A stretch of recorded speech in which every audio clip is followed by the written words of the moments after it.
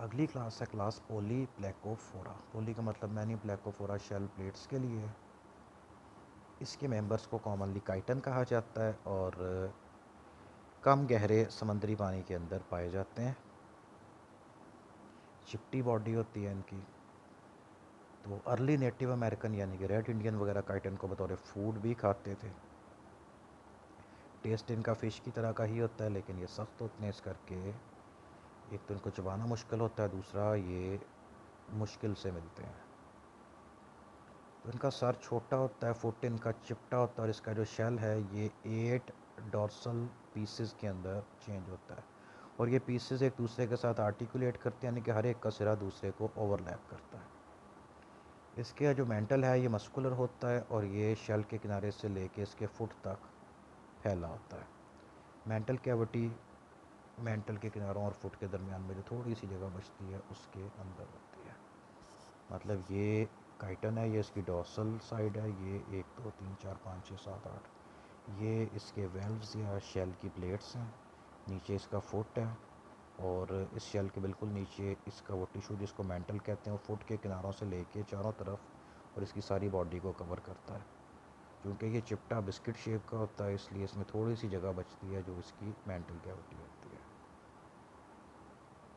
तो ये भी सबस्ट्रेट यानी कि पानी की तह पे आहिस्ता आहिस्ता रेंगते हैं। मस्कुलर फुट की वजह से ये अक्सर सबस्ट्रेट वगैरह के साथ चिपक जाते हैं और पानी की लहरों के साथ या तूफ़ान के अंदर भी ये बह के दूसरी जगह नहीं जाते, पत्थर के साथ चिपके रहते हैं। जब इनको पानी से निकालने की या इनको छेड़ने की कोशिश की जाए तो ये सबस्ट्रेट के साथ और ज़ोर से चिपक जाते हैं, इसलिए इनको वहाँ से अलहदा करना मुश्किल हो जाता है। साथ चिपकने का प्रिंसिपल इनका वही है, वो जो गोल रबड़ के शीशे वगैरह के ऊपर लगाने वाले हुक्स होते हैं उस तरह से। यानी कि वैक्यूम क्रिएट होता है, उसको दबा के बाहर वाली साइड पे प्रेशर हाई होता है, अंदर लो, और ये साथ चिपके रहते हैं। और इसके अलावा ये जब सबस्ट्रेट से अलहदा होते हैं तो मसल्स को कंट्रैक्ट करके बॉल की शेप के अंदर गोल भी हो जाते हैं। इसकी मेंटल कैविटी के अंदर गिल्स हैं, लाइंस की फॉर्म में होते हैं। इस तरह से चिपटे गिल्स होते हैं बाइवेलविया के अंदर, सीपियों के अंदर वैसे। तो सीलिया की वजह से पानी मूव करता है, सीलिया के बैंड्स पाए जाते हैं जो गिल्स के ऊपर वाटर को मूव करते हैं। तो इसके अंदर भी एक्सहेलेंट और इनहेलेंट एरिया होता है, जहाँ पे इनहेलेंट एरिया वहाँ से पानी अंदर आता है, एक्सहेलेंट एरिया से पानी बाहर जाता है। और उसके साथ ही इसका digestive system, excretory system, reproductive system की जो ओपनिंग्स हैं वो भी एक्सहेलेंट एरिया के पास होती हैं, जो कि इन सिस्टम की प्रोडक्ट्स को इसकी बॉडी से बाहर ले जाता है। इनकी डाइट की बात करें तो ये एलजी वगैरह पे फीड करते हैं। इनके अंदर एक कीमो रिसेप्टर पाया जाता है जिसको सब रेड्यूलर ऑर्गन कहा जाता है, यानी कि रेड्यूला के नीचे पाया जाने वाला ऑर्गन। ये उसको माउथ से बाहर निकाल के पानी के अंदर चेक करते हैं केमिकल्स को, उससे उनको पता चलता है कि इनके आसपास अगर कोई फूड है तो ये उधर को मूव करना शुरू हो जाते हैं। तो रेड्यूला से उस सबस्ट्रेट को या फूड को खुर्च खुर्च के खाते हैं। इनके मुंह में म्यूकस होता है जो कि फ़ूड को ट्रैप करता है और उसके बाद सीलिया से फूड इनके एसोफेगस में और फिर वहाँ से आगे। अब ये चूँकि सिफेलोपोडा के रिश्तेदार हैं, लेकिन उसकी निस्बत बहुत सिंपल, इसमें पेरिस्टालसिस कोई नहीं होता। इसकी फ़ूड आगे प्रोपेल करने के लिए सीलिया यूज़ होते हैं। डाइजेशन एक्स्ट्रा सेलुलर है और इसकी एब्जॉर्प्शन स्टमक के अंदर होती है और वेस्ट फिर आगे इंटेस्टाइन के अंदर मूव कर जाते हैं। तो ये इनकी इंटरनल एनाटॉमी है, ये इसकी डॉर्सल साइड है, ये इसकी वेंट्रल साइड है, इसमें इसके गिल्स नज़र आ रहे हैं, मेंटल कैविटी, ये सारा पिंक ऑर्गन, नीचे इसका फुट है। ये इनहेलेंट एरिया, यहाँ से पानी अंदर जाएगा, गिल्स वगैरह के ऊपर से हो के एक्सहेलेंट एरिया से बाहर चला जाएगा। यहीं पे इसके एनस और इसके नेफ्रीडिया वगैरह और इसके रिप्रोडक्टिव डक्ट्स ओपन होते हैं जिनसे उनके प्रोडक्ट साथ ही बाहर चले जाते हैं। ये इसका लेटरल यानी कि साइड व्यू है, ये इसका माउथ है, नीचे इसका फुट नज़र आ रहा है रेड्यूला और नीचे सब रेड्यूलर ऑर्गन है। फिर डाइजेस्टिव ग्लैंड है, उसके बाद इसके गोनेड्स नज़र आ रहे हैं, शेल वेल्व्स यानी कि 8 जो प्लेट्स होती हैं, पेरिकार्डियल कैविटी, ये इसका हार्ट है और इधर इसका एनस। मतलब कि ये डाइजेस्टिव सिस्टम है, माउथ एसोफेगस, ये इसका स्टमक, ये इसकी इंटेस्टाइन और ये यहाँ पे एनस। ये इसका हार्ट है जो कि ब्लड वगैरह को पंप करता है, ये इसके गोनेड और गोनेड की गोनोडक्ट है। और उसके बाद ये नीचे इसके नेफ्रीडिया, और ये नेफ्रीडिया की ओपनिंग भी यहाँ पे है। पेडल नर्व कॉर्ड यानी कि इसके फुट के अंदर जो नर्व कॉर्ड होती है वो, और ये जो सारा वाइट कलर का टिश्यू नज़र आ रहा है प्लेट्स के नीचे, ये मेंटल है। तो काइटन के अंदर जो नर्वस सिस्टम है ये लैडर लाइक नर्वस सिस्टम होता है। इसमें 4 एंटीरो पोस्टीरियर यानी कि एंटीरियर एंड से शुरू होकर पोस्टीरियर एंड तक जाने वाले नर्व कॉर्ड होते हैं, और बहुत सारी ट्रांसवर्स नर्व्स होती हैं यानी कि लंबाई के रुख। काइटन पे चलते हैं वापस। तो इसकी बॉडी में लंबाई के रुख 2 इधर और 2 इधर, मतलब कि 4 टोटल नर्व्स होती हैं, और बाकी इस रुख जिस तरह सीढ़ी के डंडे होते हैं बहुत सारी ट्रांसवर्स नर्व्स होती हैं।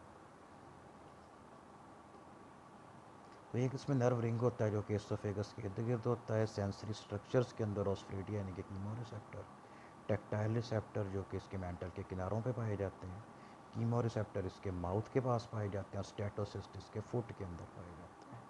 कुछ रिसेप्टर के अंदर डॉट्स की फॉर्म में फोटो रिसेप्टर होते हैं जो कि शेल की सरफेस पे होते हैं। इससे इनको लाइट की प्रेजेंस, एब्सेंस और डायरेक्शन का पता चल जाता है। रिप्रोडक्शन की बात करें तो इनके अंदर सेक्सेस अलग-अलग होते हैं।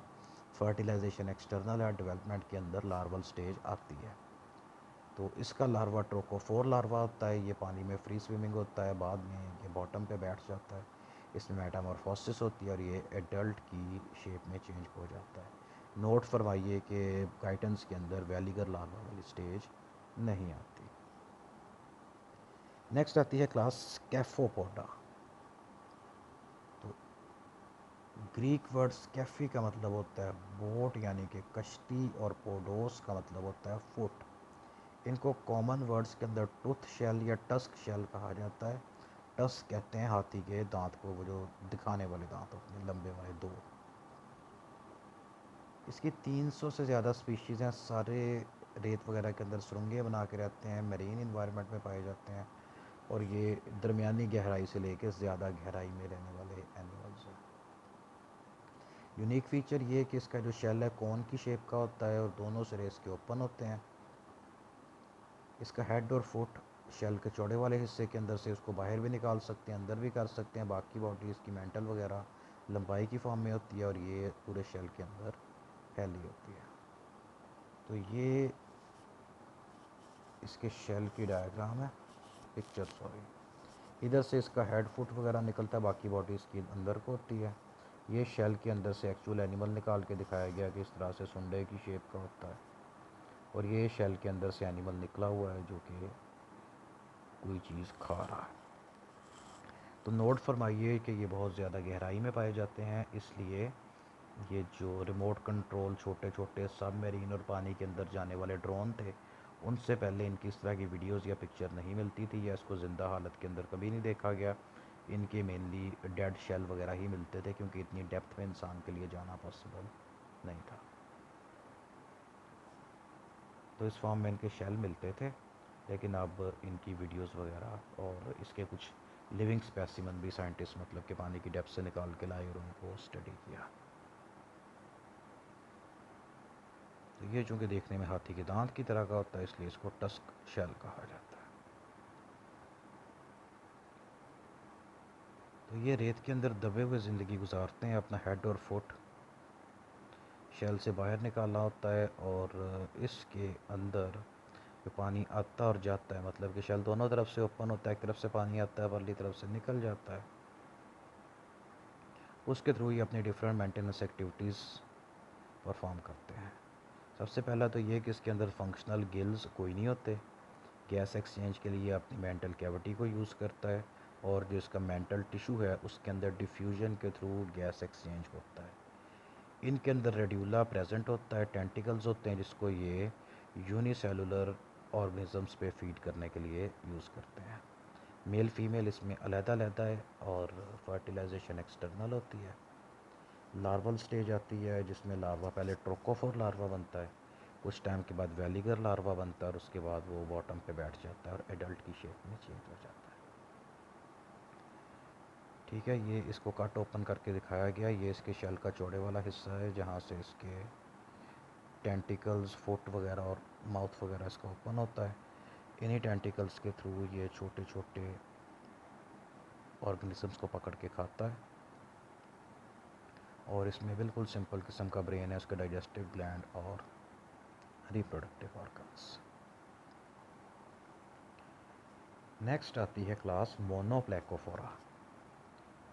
तो ग्रीक वर्ड मोनोस का मतलब होता है वन, यानी कि एक, प्लेक का मतलब होता है प्लेट, फोरोस का मतलब होता है टू बियर, यानी कि इनका जो शेल होता है ये वन पीस में होता है, अनडिवाइडेड होता है और आर्च यानी कि ऊपर से कर्व्ड होता है। फुट इसका चौड़ा और चिपटा होता है और इसके जो गिल्स होते हैं ये रिपीटेड पेयर्स की फॉर्म में होते हैं, मतलब इसकी बॉडी में गिल्स के कई पेयर्स पाए जाते हैं।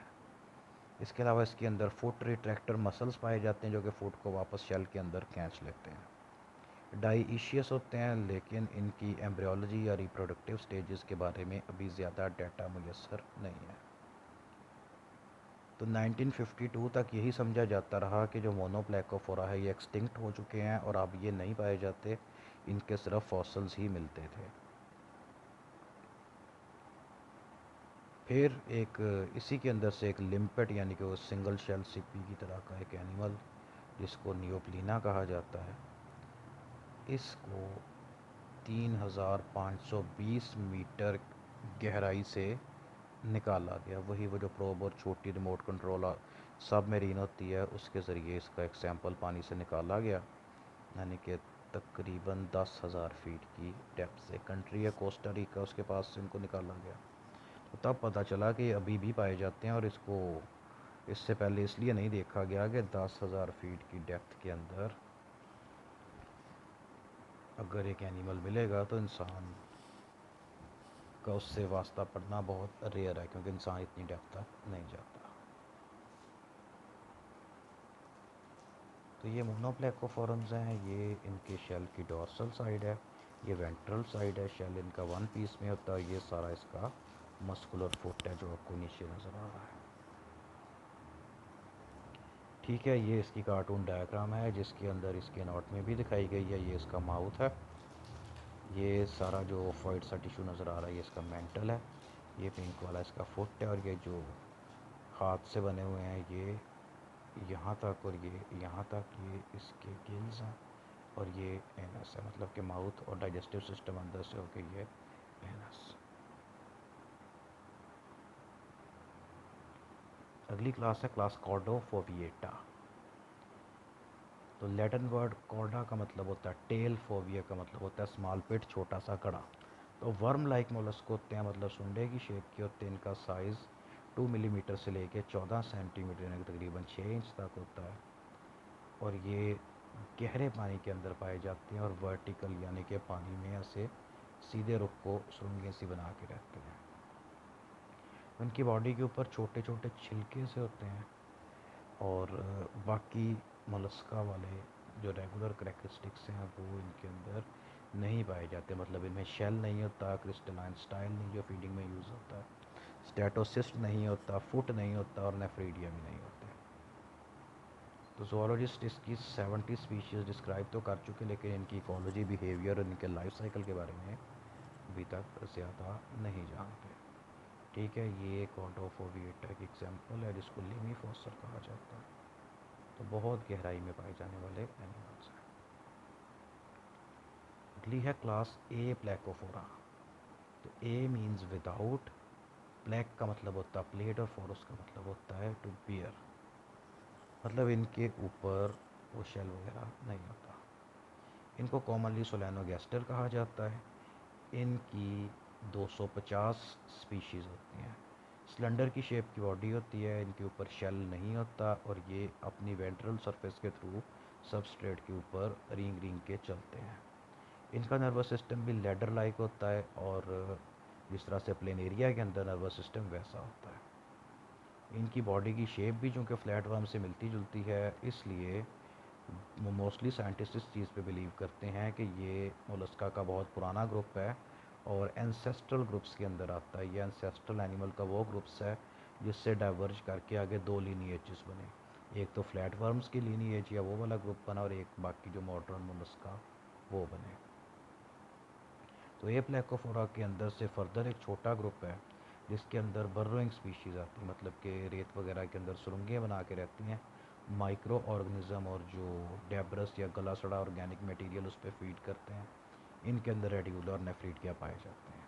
बाकी ए प्लेकोफोरन इस ग्रुप के अलावा जितने बाकी ए प्लेकोफोरन्स हैं, इनमें नेफ्रीडिया और रेडिकुला कोई नहीं होते। ये सरफेस के ऊपर पाए जाते हैं, कोरल रीफ वगैरह के ऊपर या पानी में रॉक्स वगैरह के ऊपर पाए जाते हैं। और ये कार्निवोरस होते हैं और नाइडेरिया के पॉलिप्स यानी कि वो जो हाइड्रा से मिलते जुलते एनिमल्स हैं, ये उनको खा के गुजारा करते हैं। ठीक, तो ये इनकी डिफरेंट एग्जांपल्स हैं।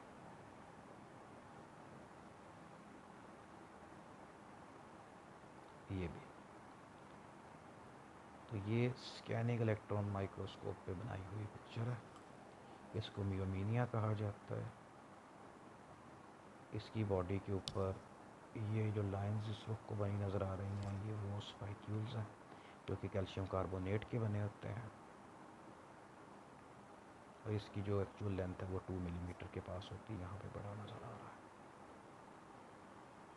तो जितनी फाइलम मोलस्का की क्लासेस थी वो यहाँ तक आते आते कंप्लीट हो गई। नेक्स्ट आता है फर्दर फाइलोजेनेटिक कंसिडरेशन। तो मोलस्का के फॉसल रिकॉर्ड से ये पता चलता है कि फाइलम मोलस्का 50 मिलियन ईयर्स यानी कि 50 करोड़ साल पुराना ग्रुप है। तो इसके अंदर प्रोटोस्टॉम्स वाले करैक्टर पाए जाते हैं, लेकिन ज़ूलॉजिस्ट अभी तक इसको बाकी एनिमल फाइलम के साथ करेक्ट या एग्जैक्ट रिलेशनशिप के अंदर फिट नहीं कर सके। तो नियोप्लीना जो कि हमने लास्ट में पढ़ा क्लास मोनोप्लेकोफोरा, जब वो डिस्कवर हुआ तो उस पर फिर बहुत सारी डिबेट आई, क्योंकि एक ऐसा एनिमल जो कि अपने 50 करोड़ साल पुराने फॉसल में भी वैसे का वैसा ही है और अब भी वैसा ही है, तो वो अभी तक चेंज क्यों नहीं हुआ, उसने तरक्की क्यों नहीं की।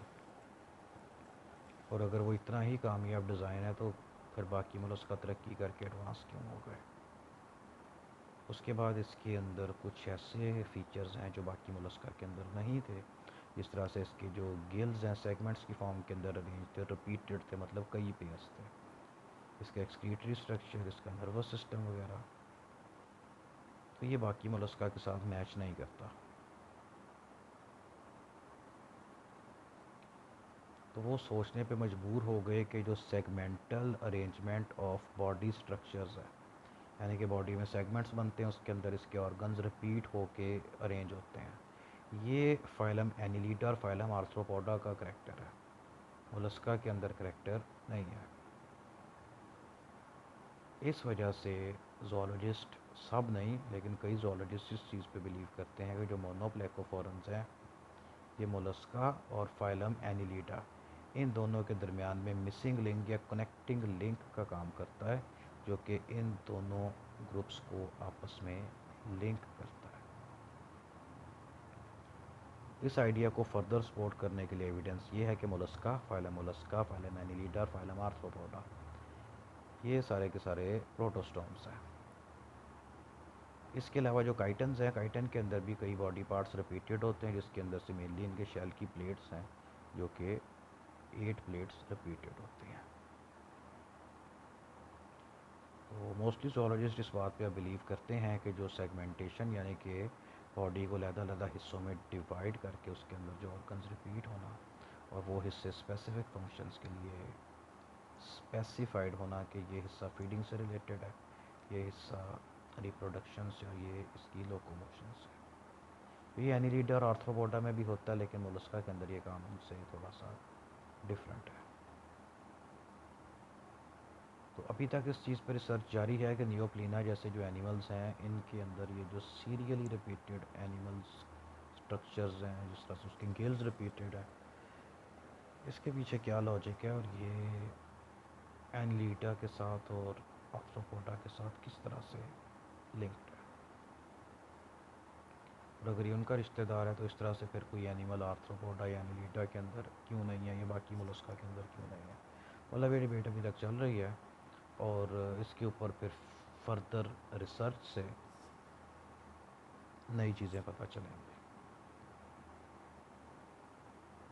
मसला है यूनिवर्सिटी वाले आपके जो कि आपका कोर्स भी अपडेट नहीं करते। जो बुक आप पढ़ रहे हैं मिलर एंड हार्ले ज़ूलॉजी जिससे आपका लेक्चर मैं दे रहा हूँ, ये इसका 5th एडिशन है, 5वां एडिशन है जो आपके कोर्स के अंदर इंक्लूडेड है, और इसका शायद 15वां एडिशन आजकल चल रहा है। मतलब कि 15 से 17 साल पुरानी बुक है, उसको पता नहीं क्यों अपडेट नहीं करते। तो सेगमेंटेशन को कुछ जोलॉजिस्ट एंसेस्ट्रल मोलस्कन करेक्टरिस्टिक्स यानी कि पुराना करेक्टर नहीं मानते। कई जोलॉजिस्ट ये बिलीव करते हैं कि जो मोलस्का थे पुराने ज़माने में पाए जाने वाले ट्रिप्लोब्लास्टिक एनिमल से डाइवर्ज हुए और इनकी एवोल्यूशन बाकी फाइलम की एवोल्यूशन से अलग है, मतलब ये किसी के साथ लिंक्ड नहीं है। बाकी जोलॉजिस्ट ये बिलीव करते हैं कि एनिलिड लाइक सेगमेंटेशन के बरक्स जो प्रोटोस्टॉम्स वाले करेक्टरिस्टिक्स इनमें पाए जाते हैं, मतलब कि फाइलम इकाइनोडर्मेटा जो स्टारफिश वगैरह है वो ऑक्टोपस की निस्बत कहीं ज़्यादा सिंपल है, लेकिन वो taxonomically octopus squid cuttle fish से बहुत ऊपर आती है। उसके पीछे रीज़न यही है कि उसकी जो डेवलपमेंटल स्टेजेस हैं वो मोलस्का से डिफरेंट हैं। तो इकाइनोडर्म्स आते हैं ड्यूट्रोस्टोम्स के अंदर, जिसमें फाइलम इकाइनोडर्मेटा और उसके बाद कॉर्डेटा वर्टिब्रेटा सारे ड्यूट्रोस्टोम्स हैं, जिनमें डेवलपमेंटल स्टेजेस का फ़र्क है। ब्लास्टोपोर से एनस बनता है, माउथ एक सेकेंडरी ओपनिंग के तौर पे बाद में बनता है। लेकिन जो प्रोटोस्टोम्स हैं यानी कि फाइलम इकाइनोडर्मेटा से पहले पहले फाइलम आर्थ्रोपोडा तक के मेंबर, ये सारे प्रोटोस्टोम्स हैं। ब्लास्टोपोर से माउथ बनता है और एनस एक सेकेंडरी ओपनिंग के तौर पे बाद में बनता है। तो इसके अंदर से जो तीन आपस में ज़्यादा लिंक्ड ग्रुप्स हैं, इसके अंदर से एनिलिडा और आर्थ्रोपोडा एक दूसरे से ज़्यादा रिलेटेड और क्लोजली लिंक्ड है, और मोलस्का इनका दूर का रिश्तेदार ग्रुप है। तो इसके अलावा मोलस्का का बाकी एनिमल फाइलम के साथ रिश्ता दूर का ही है, क्योंकि बाकी एनिमल्स के साथ इनके करैक्टर नहीं मैच करते। तो लेकिन मोलस्का फाइलम बहुत बड़ा है, इसकी 1 लाख से ज़्यादा स्पीशीज़ हैं और इसके अंदर कई तरह की बॉडी फॉर्म्स हैं और कई तरह के लाइफस्टाइल हैं, जो कि बिल्कुल सीडेंट्री लाइफस्टाइल से लेके एक्टिव प्रीडेटरी लाइफस्टाइल है। तो ये एग्जांपल है एडाप्टिव रेडिएशन की। इसको आसान लफ्ज़ों में ये समझें कि अपने माहौल के मुताबिक एनिमल्स ने ख़ुद को चेंज किया और बिल्कुल इंटायरली डिफरेंट सब ग्रुप्स के अंदर बदल गए। मतलब कि इनको करोड़ों साल लगे, लेकिन ये अपनी एंसेस्ट्रल फॉर्म से बहुत ज़्यादा अलहदा हो गए। तो इनके बारे में ये एजम्पशन बनाई जाती है कि मोलस्का प्री कैम्ब्रियन एरा के अंदर बने।